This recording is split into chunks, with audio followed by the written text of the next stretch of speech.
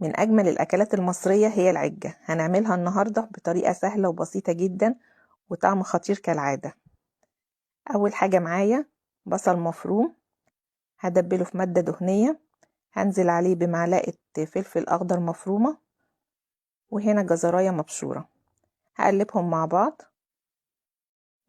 وهنزل بمعلقة توم مفروم، معلقة صغيرة مش كتير، واخلي البصل يغير لونه.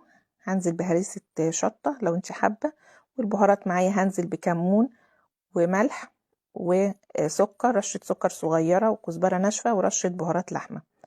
والبصل يغير لونه خالص كده هنزل بالطماطم المعصورة، وأول ما تتسبك نص تسبيكة هنزل ببصل بطاطساية مبشورة، مش بنزل بيها في الأول عشان ما تعجنش معايا.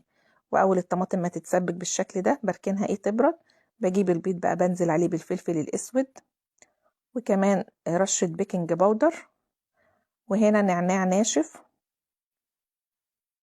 بنزل بيه وبضرب كده بالمضرب او بالشوكة او بمضرب يدوي زي ما انت حابة لحد ما يوصل للقوام ده.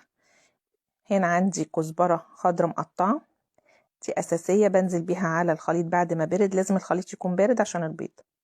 وبعد كده بنزل بالبيض واقلبه بقى كويس، بخلط الخليط كله مع بعضه كده. وبعد ما يمتزج بالشكل ده اكون محضرة بقى صينية مدهونة زيت، وبنزل بيه كده في الصينية وبسويه عشان كله يبقى سوا واحد. وبدخلها بقى الفرن على درجة 180 في الرف الأوسط، تاخد لون من تحت، بقيد لها الشواية تاخد لون بسيط من فوق.